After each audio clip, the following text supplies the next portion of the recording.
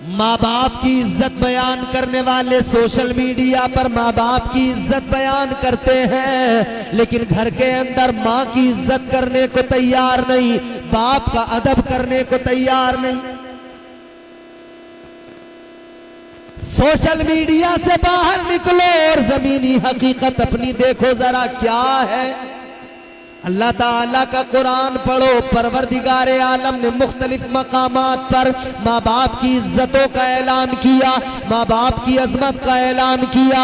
अल्लाह ताला ने कुरान मजीद में फरमाया, परवरदिगार का फरमान है, वक़ज़ा रब्बुका अल्ला ताबुदू इल्ला इय्याहु व बिल वालिदैनि इहसाना।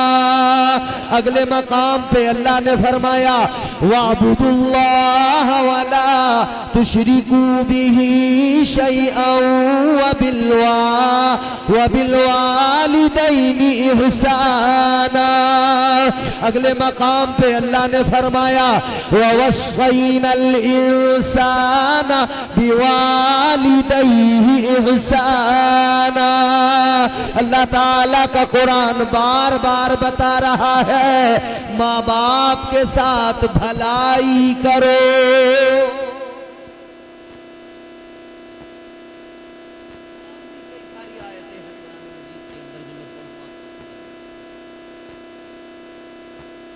अल्लाह ताला ने फिर दूसरी बात यह भी काबिल गौर है, जब जब अल्लाह ने माँ बाप की अजमत बयान की तो पहले अपनी इबादत का, बंदगी का जिक्र किया। अपनी बंदगी इबादत के साथ फिर अल्लाह ने माँ बाप की अजमत का बयान। मुफस्सिरीन इकराम फरमाते हैं, ये अल्लाह ताला ने जिन आयात के अंदर माँ बाप की इज्जत बयान की, उनके अंदर अपनी रबूबियत, अपनी इबादत, अपनी बंदगी का पहले जिक्र किया, फिर माँ बाप का अदब बयान किया। मकसद ये है कि बंदों की समझ में आ जाए इबादतें करना जरूरी है, मगर इबादतों के साथ में, बंदगी के साथ में माँ बाप की इज्जत करना भी जरूरी है। याद रखना, इबादत तो अल्लाह की, सजदे तो किए, माँ बाप का अदब नहीं किया, ये सजदे किसी काम के नहीं। अल्लाह ताला इन सजदों को बरोज़ महशर मुंह पर मार देगा। सजदों की अहमियत तब है जब तुम अपने माँ बाप को राजी, माँ बाप राजी नहीं है और बाकियों से बड़ी हमदर्दी है, ये कौन सी बात है। याद रखो मेरे अजीजों, एक नौजवान,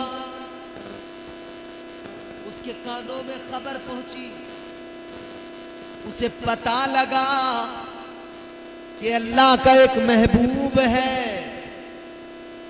अल्लाह का एक हबीब है जो रहता मदीने में है, मगर जो उसकी बारगाह में चला जाए, जो उसकी बारगाह में पहुंच जाए, जिसे उस हबीब का कुर्ब मिल जाए, उसे अल्लाह ताला का कुर्ब मिल जाता है। जिससे वो महबूब राजी हो जाए, उससे परवरदिगार राजी हो जाता है। ये नौजवान मुसलमान नहीं था, ये ईसाई था, ईसाई। इसके कानों में जब ये खबर पहुंची, यमन का रहने वाला ईसाई नौजवान है, यहूदी नौजवान है, यहूदी नौजवान के कानों में किसी तरह से ये खबर पहुंची, किसी तरह से ये बात उस तक पहुंची कि एक महबूब है अल्लाह का, एक हबीब है अल्लाह का, वो हबीब जिसकी शान ये, उनके जैसा कोई कौनैन में आया ही नहीं, आता भी कैसे जब अल्लाह ने बनाया ही नहीं। ऐसा कोई महबूब हुआ है न कहीं है, बैठा है चटाई पे मगर अर्श नशी है।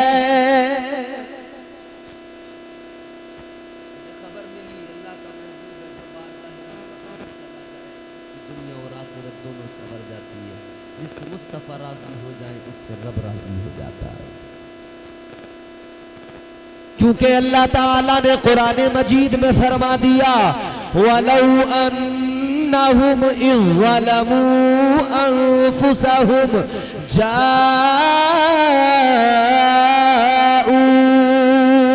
बुजुर्ग, अल्लाह ताला का कुरान है, अल्लाह फरमाता है जब तुम अपनी जानों पर जुल्म कर लो, मफहूम ये है कि कहीं और न जाना बल्कि ताजदारे मदीना की बारगाह में चले जाना। वहां जाओगे, उधर अल्लाह के महबूब को अगर राजी कर लिया, परवरदिगार भी तुमसे राजी हो जाएगा, अल्लाह गुनाहों को भी मुआफ फरमा देगा। इस नौजवान को पता लगा वो महबूब है, तो इरादा करके निकला, उनकी बारगाह में जाऊंगा, उनकी बारगाह में जाकर उनको राजी करूंगा, उनको मनाऊंगा। अल्लाह अकबर, घर से निकल पड़ा।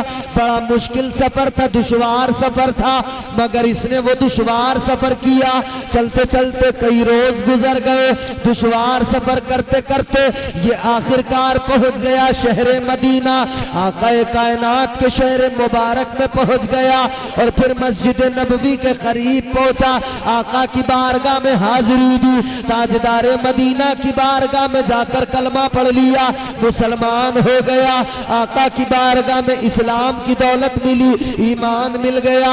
अब अर्ज करने लगा, आका मैं इसलिए आया कि आप राजी हो जाएं, परवरदिगार राजी हो जाएगा। या रसूल अल्लाह आप राजी हो जाइए। आका मुस्कुराए। ताजदारे मदीना ने फरमाया, ए नौजवान बड़ी दूर से आया है, जरा इतना बता तेरा बैकग्राउंड क्या है, तेरे घर के अंदर कौन कौन है। ये कहने लगा, हुजूर मेरी अम्मी भी है, मेरे अब्बा भी है। आका ने फरमाया, जब तू घर से आया उनसे इजाजत लेके आया था, उन्होंने क्या कहा था? हुजूर ने मालूम किया, क्या तूने इजाजत ली थी? कहने लगा, या रसूल अल्लाह जब मैं घर से चला था मैंने अपनी अम्मा से इजाजत ली, अपने अब्बा से इजाजत ली। कहने लगा, लेकिन मेरे बाप ने भी यही कहा था, बेटा तू हमारा बड़ा चहीता है, हम तुझसे बड़ा प्यार करते हैं, कहाँ जा रहा है, हमें छोड़ कर न जा। कहने लगा, आका मेरी माँ तो रोने लगी थी, माँ के आंसू बह रहे थे। माँ कह रही थी, बेटा इतने लंबे सफर पे गया है, इतनी दूर जा रहा है, इस सफर में अगर तुझे कुछ हो गया तेरी माँ जिंदा नहीं रह पाएगी, तेरी माँ नहीं बच पाएगी। माँ कहती थी, बेटा जिनकी बारगाह में जा रहा है अगर वो इतने बाकमाल है, तू यही उनका गुलाम बन जा। अगर वो इतने बाकमाल है तेरी गुलामी को यही से कबूल फरमा लेंगे, बेटा हमें छोड़ के न जा। इतना सुना तो आका गमगीन हो गए। ताजदारे मदीना ने फरमाया, ए नौजवान जल्दी खड़ा हो, कहीं रुकने की जरूरत नहीं है, सीधा अपने घर चला जा, अपनी माँ के आंसू पोंछ दे, अपने बाप के आंसू पोंछ दे, जा सीधा घर चला जा। आका ने फरमाया, अगर तू मेरी बारगाह में नहीं भी आया होता, तूने वहीं से रहकर मेरा कलमा पढ़ लिया होता, मैं तब भी तुझसे राजी हो जाता और परवरदिगार की बारगाह में तेरा सिफारशी बन जाता। आका ने फरमाया, अगर कोई मेरी बारगाह में आए, माँ बाप का दिल दुखा के आए, तो उसका मेरी बारगाह में आना किसी काम का नहीं है। आका ने फरमाया, जल्दी जा, अपने माँ बाप के पास पहुंच, उनके आंसू साफ कर, उनको राजी कर। ये माँ बाप का अदब है, हुजूर उम्मत को सिखा रहे हैं। हम भूल गए माँ बाप का अदब, हम तो बस माँ बाप के लिए शायरी हमसे करवा लो, लेकिन घर में कोई अदब नहीं। अम्मा ने अगर कह दिया, बेटा जरा बाजार जा, मेरी दवाई ला दे, तो कह रहा है, अरे अम्मा किसी और से मंगवा ले, मुझे टाइम नहीं है।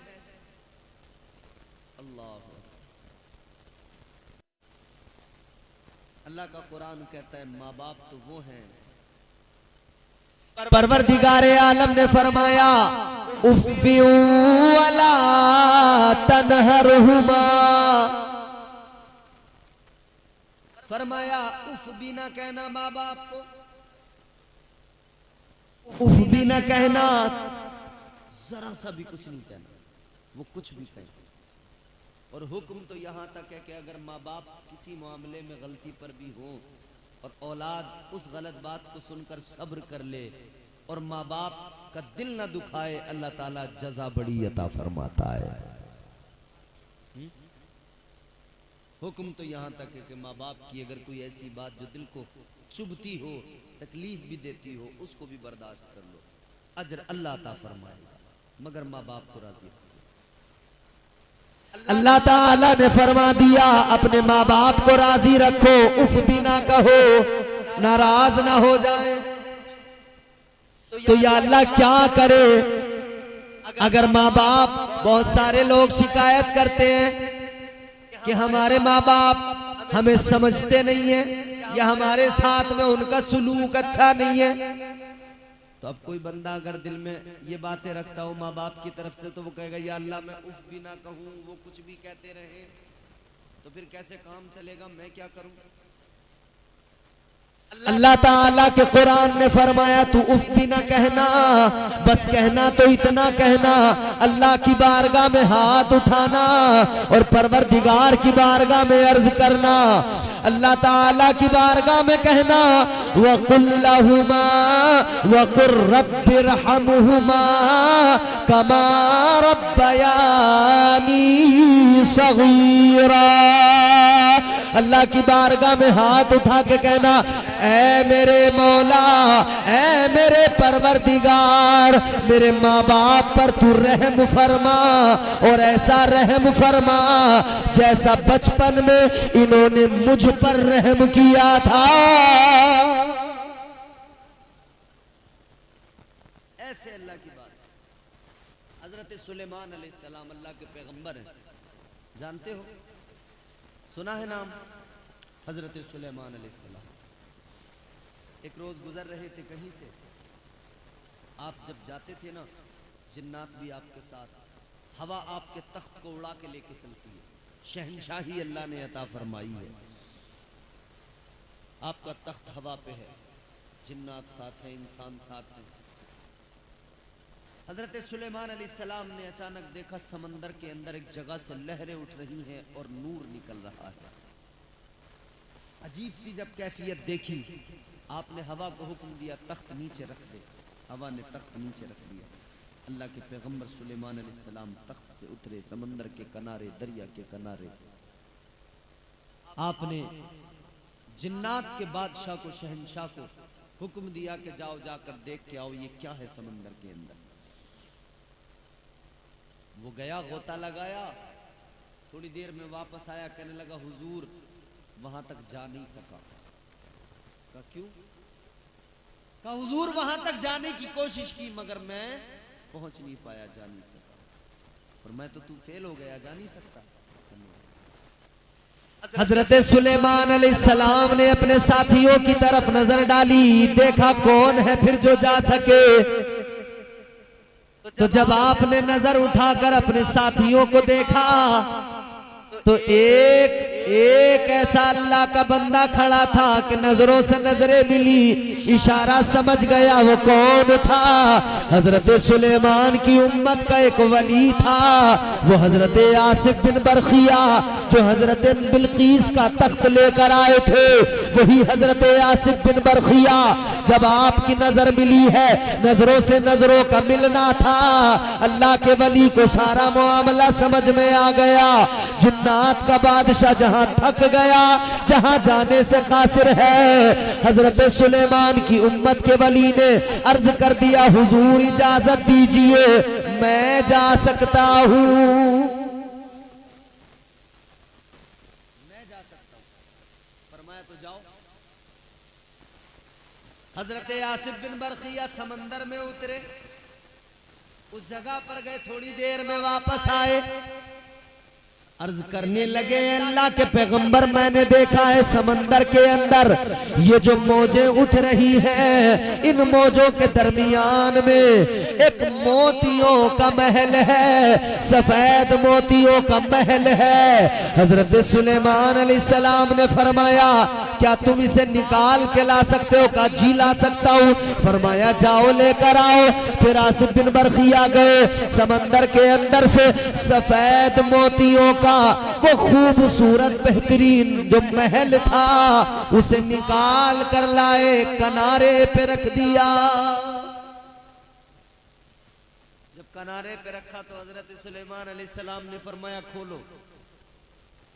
जब खोला गया, देखा गया, दरवाजा जब खोला, अंदर जब गए तो देखा एक नौजवान बैठा है और अल्लाह की इबादत कर रहा है, रब की इबादत में मसरूफ है। हजरत सुलेमान अलैहिस्सलाम ने यह हाल देखा। अल्लाह, आप अंदर गए, नौजवान को देखा वो नमाज में मसरूफ है। आप उसके करीब पहुंचे, इसने नमाज मुकम्मल की। हजरत सुलेमान अलैहिस्सलाम ने फरमाया अस्सलामु अलैकुम, सलाम किया। इसने जवाब दिया वालैकुम अस्सलाम या नबी अल्लाह। दरवाजा खोला, अंदर आया, तुम्हें कैसे पता मैं अल्लाह का नबी हूं, पैगंबर खुदा हूं? का हुजूर बस जिस रब ने आपको यहां तक पहुंचाया है उसी रब के जरिए मुझे भी इल्म हुआ। का तुम अल्लाह की इबादत इस महल के अंदर समंदर की मौजों में समंदर के अंदर कर रहे हो? इतना बड़ा मर्तबा कैसे हासिल हुआ? ये मकाम कहां से पाया? कैसे ये मकाम हासिल हुआ? और यहाँ जो तुम इबादत करते हो कि तुम्हें भूख नहीं लगती, प्यास नहीं लगती? का लगती है? कहने लगा ए अल्लाह के पैगंबर, ए सुलेमान अलैहिस्सलाम, आज अगर ये मकाम मर्तबा अल्लाह ने अता किया है तो ये मेरे सजदों का कमाल नहीं है, मेरी इबादतों का कमाल नहीं है। कहने लगा ये तो मेरे माँ बाप की दुआओं का कमाल है, ये मेरे माँ बाप की दुआओं का कमाल है। क्या मतलब? कहने लगा मैंने अपने बाप की खिदमत की, माँ की खिदमत की। कहने लगा मेरे बाप की मैंने खूब खिदमत की। जब मेरा बाप बूढ़ा हो गया मैं खिदमत करता रहा। आखिरकार मेरे बाप का दुनिया से जाने का वक्त आया। आखिरी वक्त जब आया तो मेरे बाप ने मुझे अपने पास बुलाया और बुलाकर का बेटा आ जा, जरा मेरे सीने से लग जा, मैं तेरी पेशानी को चूम लूं, मैं तुझे दुआ देना चाहता हूँ। बाप ने सीने से लगाया, पेशानी को चूमा, प्यार किया, फिर अल्लाह की बारगाह में हाथ उठा के दुआ की, है मेरे मौला ये मेरा बेटा है, इसने मेरी बड़ी खिदमत की है, मैं इससे खुश हूँ, इससे राजी हूँ। है परवरदिगार इसकी खिदमत के बदले में मैं तुझसे दुआ कर रहा हूँ, है मेरे मौला मेरे बेटे को इबादतों की तौफीक देना और उस जगह पर देना जहां पर इसे शैतान बहका न सके।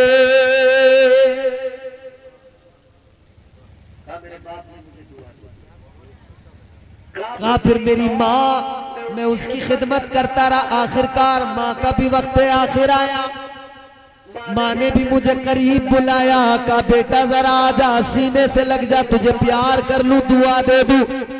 माँ ने भी हाथ उठा के दुआ दी, या अल्लाह ये मेरा बेटा, इसने मेरी खिदमत की, मैं इससे राजी हूँ, परवरदिगार तू भी राजी हो जा और इसे ऐसी शान अता कर जो किसी और को नहीं मिली। मौला इसे इबादतों की तौफीक दे और ऐसी जगह जहाँ इसे शैतान बहका न सके, शैतान इसे गुमराह न कर सके। अल्लाहू अकबर कहता, माँ भी चली गई, माँ को भी दफन किया मैंने। मैं बड़ा गमगीन था, टूट गया था।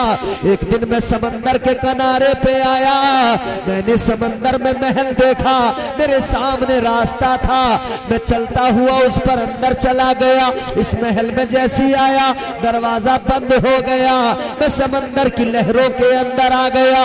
मैं यहीं पे इबादत करने लगा, हजारों साल गुजर गए, यहीं पे इबादत कर रहा हूँ। अल्लाह के पैगंबर ने फरमाया, अल्लाह ताला ने तेरे माँ बाप की दुआ को कबूल किया है और तुझे उस जगह पर तौफीक इबादत अता की है, जहां पर शैतान का गुजर ना हो सके, जहां शैतान तेरे करीब ना आ सके। तू समंदर की लहरों में है, न जमीन पर है ना आसमान पर है, तू समंदर के अंदर लहरों में है और यहाँ पर अल्लाह की इबादत कर रहा है।